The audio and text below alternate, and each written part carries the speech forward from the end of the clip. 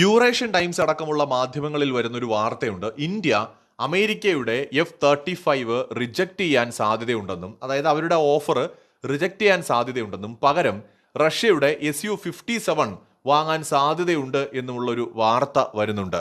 ഇതൊരു 100% നമുക്കിപ്പോൾ വിശ്വസിക്കാൻ പറ്റുന്ന ഒരു വാർത്തയല്ല എന്ന് ആദ്യം തന്നെ പറയട്ടെ. പക്ഷേ നമ്മുടെ ദേശീയ മാധ്യമങ്ങളെല്ലാം തന്നെ ഇതിപ്പോൾ കവർ ചെയ്തിട്ടുണ്ട്. ഇന്ത്യ Su-57 വാങ്ങാൻ സാധ്യതയുണ്ടെന്ന്. കാരണം ഡിഫൻസ് സെക്രട്ടറി ഒരു കാര്യം കഴിഞ്ഞ ദിവസം പറഞ്ഞു. നമ്മുടെ ഏറ്റവും അടുത്തൊരു സഖ്യ രാജ്യത്തിന്റെ അടുത്ത് നിന്ന് ഒരു 5ാം തലമുറ യുദ്ധവിമാനം വാങ്ങുന്നതിനെ കുറിച്ച് നമ്മൾ ആലോചിക്കുന്നുണ്ട് എന്ന്. ഈ അടുത്ത സഖ്യരാജ്യം എന്ന് പറയുമ്പോൾ നമുക്ക് പെട്ടെന്ന് ഓർമ്മ വരുന്ന പേര് തീർച്ചയായിട്ടും അത് റഷ്യ തന്നെയാണ്. അമേരിക്കയും ഇന്ത്യയും തമ്മിലുള്ള ബന്ധമെന്ന് പറയുന്നത് അതൊരു കോംപ്ലിക്കേറ്റഡ് റിലേഷൻഷിപ്പ് തന്നെയാണ്. എങ്കിലും സുഹൃത്താണ്. എന്നാൽ പോലും നമുക്കറിയാവുന്ന പോലെ പല വിഷയങ്ങളിലും അഭിപ്രായ വ്യത്യാസങ്ങളുമുണ്ട്. എന്നാൽ റഷ്യയും ഇന്ത്യയും തമ്മിൽ അത്തരത്തിലുള്ള അഭിപ്രായ ഭിന്നതകളോ സൗഹൃദത്തെ ബാധിക്കുന്ന ഏതെങ്കിലും തരത്തിലുള്ള പ്രവർത്തനങ്ങളോ രണ്ട് ഭാഗത്തു നിന്നും ഉണ്ടാവാറില്ല. അപ്പം അതുകൊണ്ട് ഒരു അടുത്ത സുഹൃത്ത് രാജ്യം അല്ലെങ്കിൽ സഖ്യരാജ്യം എന്ന് പറഞ്ഞാൽ അത് റഷ്യയാണെന്ന് എല്ലാവരും പൊതുവെ ഊഹിക്കാറുണ്ട്. അങ്ങനെയാണ് ഇപ്പോൾ ഈ വാർത്തയും വന്നിരിക്കുന്നത്. ഈ ക്ലോസ് ആയിട്ടുള്ള ഒരു അലൈ എന്നുള്ളൊരു വാക്ക് വന്നപ്പോഴാണ് സ്വാഭാവികമായിട്ട് അത് റഷ്യ ആണ് എന്നും Su-57 ആണെന്നുമുള്ള ഒരു വിലയിരുത്തലിലേക്ക് ദേശീയ മാധ്യമങ്ങൾ എത്തുന്നത്. ഇന്ത്യക്ക് ഒരു 5ാം തലമുറ യുദ്ധവിമാനം ആവശ്യമുണ്ടോ എന്ന് ചോദിച്ചാൽ ഉണ്ട്. കാരണം AMCA എന്ന് പറയുന്നത് നമ്മൾ എത്ര വേഗത്തിൽ ചെയ്തു എന്ന് പറഞ്ഞാലും അതിൻ്റെ ഒരു പ്രോട്ടോടൈപ്പ് റെഡിയായി പിന്നീട് അതിനുശേഷം അതിലെ പിഴവുകൾ കണ്ടെത്തിയിട്ട് അതിലെന്തെങ്കിലും മാറ്റം വരുത്തണമെങ്കിൽ അതൊക്കെ ചെയ്ത് നല്ല രീതിയിലുള്ള ഒരു പ്രൊഡക്ഷൻ നടക്കണമെങ്കിൽ 2033-നും 2035-നും ഇടയിൽ മാത്രമേ അത് സാധിക്കൂ. എത്രയും പെട്ടെന്ന് ഒരു 5ാം തലമുറ യുദ്ധവിമാനം എങ്ങനെയെങ്കിലും തട്ടിക്കൂട്ടിയിട്ട് ഞങ്ങളിതാ വലിയ ശക്തിയാണ് എന്ന് കാണിക്കുക എന്നുള്ളതല്ല ഇന്ത്യയുടെ ഉദ്ദേശം. ഇപ്പൊ ചൈനയൊക്കെ ചെയ്തത് അങ്ങനെയാണ്.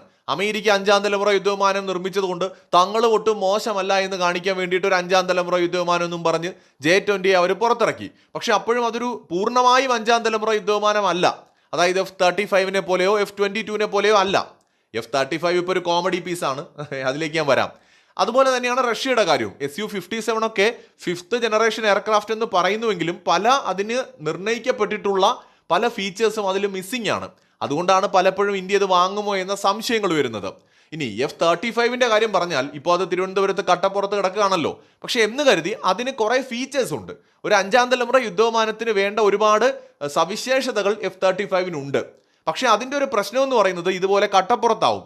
പലപ്പോഴും പല പല കംപ്ലൈൻസ് അതിന് വരികയാണ്. ഉദാഹരണത്തിന് സോഫ്റ്റ്വെയർ ഇഷ്യൂസ് വരുന്നു, ഹൈഡ്രോളിക് സിസ്റ്റത്തിലെ പ്രശ്നം, ഫ്യൂവൽ എഫിഷ്യൻസിയുമായിട്ട് ബന്ധപ്പെട്ട പ്രശ്നം. അങ്ങനെ പറയാനാണെങ്കിൽ F-35 കംപ്ലൈന്റ് എന്ന് പറയുന്നത് ഒരു ലോഡുണ്ട്. അത്രയേറെ പ്രോബ്ലംസ് ഉള്ള ഒരു എയർക്രാഫ്റ്റ് ആണത്. അതിന്റെ റീസൺ എന്ന് പറയുന്നത് അത്രയും ക്രിട്ടിക്കലും കോംപ്ലിക്കേറ്റഡും ആയിട്ടുള്ള ഒരു ടെക്നോളജിയാണ് 5th ജനറേഷൻ എയർക്രാഫ്റ്റ് എന്ന് പറയുന്നത്. സ്റ്റെൽത്ത് ക്യാപ്പബിലിറ്റി എന്ന് പറയുന്നത് അത്ര എളുപ്പം നേടിയെടുക്കാൻ പറ്റുന്ന ഒരു കാര്യമല്ല.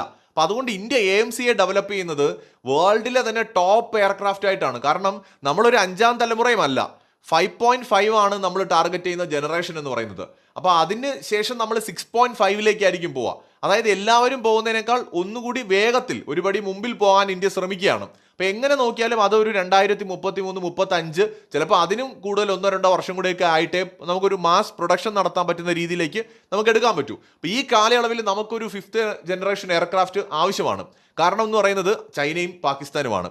ചൈന ഓൾറെഡി ഇപ്പോൾ എത്രയൊക്കെ മോശമെന്ന് നമ്മൾ പറഞ്ഞാലും അല്ലെങ്കിൽ ഒരു 5ാം തലമുറ യുദ്ധവിമാനത്തിന് വേണ്ട എല്ലാത്തരം പ്രത്യേകതകളും ഇല്ലെന്ന് പറഞ്ഞാലും J-20 എന്ന് പറയുന്നത് പൂർണ്ണമായും ഒരു മോശം എയർക്രാഫ്റ്റ് അല്ല. അതും നമ്മൾ മനസ്സിലാക്കേണ്ടതാണല്ലോ. തീർച്ചയായിട്ടും അവർ അപ്ഗ്രേഡ് ചെയ്തുകൊണ്ടിരിക്കുകയാണ്. ചൈന J-20 പരിഷ്കരണം വരുത്തിക്കൊണ്ടിരിക്കുന്നു. അതിൻ്റെ അടുത്ത വേരിയന്റ് ഒരു 5.5 ജനറേഷൻ എന്ന് പറയാമെങ്കിലും ചൈന 6ാം തലമുറയിൽപ്പെട്ട യുദ്ധവിമാനം എന്ന് പറഞ്ഞ് അതിൻ്റെ അടുത്ത വേരിയന്റ് ഉണ്ടായിക്കൊണ്ടിരിക്കുന്നു. ഇതിനിടയിൽ പാകിസ്ഥാനും മറ്റ് രാജ്യങ്ങൾക്കും വിൽപ്പന നടത്താൻ വേണ്ടിയിട്ട് 5ാം തലമുറ യുദ്ധവിമാനങ്ങളും ചൈന നിർമ്മിക്കാൻ ശ്രമിക്കുന്നു. അപ്പോൾ ഇങ്ങനെയൊക്കെ നടക്കുമ്പോൾ സ്വാഭാവികമായിട്ട് വൈകാതെ പാകിസ്ഥാന്റെ കയ്യിലും ഒരു പൂർണ്ണമായും 5th ജനറേഷൻ എന്ന് പറയാൻ പറ്റില്ല എങ്കിലും കുറേയൊക്കെ 5ാം തലമുറ യുദ്ധവിമാനങ്ങളുടെ സവിശേഷതകളുള്ള യുദ്ധവിമാനങ്ങൾ പാകിസ്ഥാന്റെ കയ്യിലും വരും. ഈ ഒരു സാഹചര്യത്തിൽ നമ്മൾ തീർച്ചയായിട്ടും നമുക്കും ചിലപ്പോൾ അതിനെ നേരിടാൻ കൂടുതൽ യുദ്ധവിമാനങ്ങൾ വേണ്ടി വന്നേക്കാം. നമ്മുടെ തേജസിന്റെ മാർക്ക് 2 വേരിയന്റ് എന്ന് പറയുന്നത് 5ാം തലമുറ യുദ്ധവിമാനങ്ങളോട് കിടപിടിക്കുന്ന രീതിയിൽ തന്നെയാണ് ഇന്ത്യ ഉണ്ടാക്കുന്നത്. എന്നിരുന്നാലും ഇന്ത്യ ഒരു തരത്തിലുമുള്ള റിസ്ക് എടുക്കാൻ സാധ്യത കാണുന്നില്ല. അപ്പോൾ നമ്മുടെ മുമ്പിൽ 2 ഓപ്ഷനേ ഉള്ളൂ. ഒന്നുകിൽ F-35 അല്ലെങ്കിൽ റഷ്യയുടെ Su-57. F-35 എടുത്തു കഴിഞ്ഞാൽ സോഴ്സ് കോഡ് നമുക്ക് കിട്ടില്ല എന്നുള്ളതാണ് പ്രശ്നം. നമ്മുടെ കയ്യിൽ നമ്മൾ ഉണ്ടാക്കി വെച്ചിരിക്കുന്ന ആയുധങ്ങളൊന്നും ഉപയോഗിക്കാൻ പറ്റില്ല. ഇതിൽ ഉപയോഗിക്കാനുള്ള ആയുധങ്ങൾ അമേരിക്കയുടെ കയ്യിൽ നിന്ന് തന്നെ വാങ്ങണം. അത് നമുക്ക് വലിയ ബാധ്യത, അധിക ബാധ്യത വരുത്തും.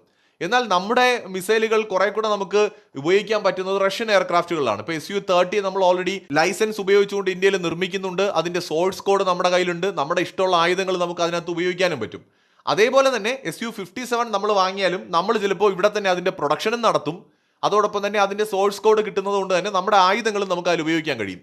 അപ്പോൾ അമേരിക്കയുടെ F-35നേക്കാൾ മികച്ച രീതിയിൽ ചിലപ്പോൾ നമുക്ക് നമ്മുടെ ഈ SU-57 വാങ്ങിയാൽ ചിലപ്പോൾ നമുക്ക് അതിന് ഉപയോഗിക്കാൻ കഴിഞ്ഞേക്കും.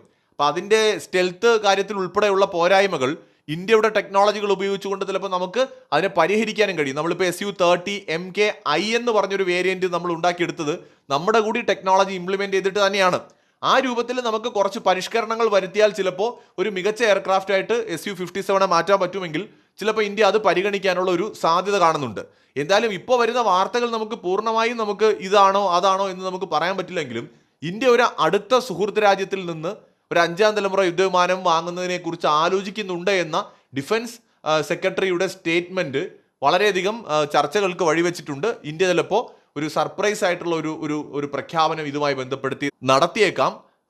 അത് തീർച്ചയായിട്ടും അത് ഏത് എയർക്രാഫ്റ്റ് ആണെന്ന കാര്യം മാത്രമേ നമുക്കിനി അറിയാനുള്ളൂ. മറ്റൊരു വീഡിയോയുമായി വീണ്ടും വരാം.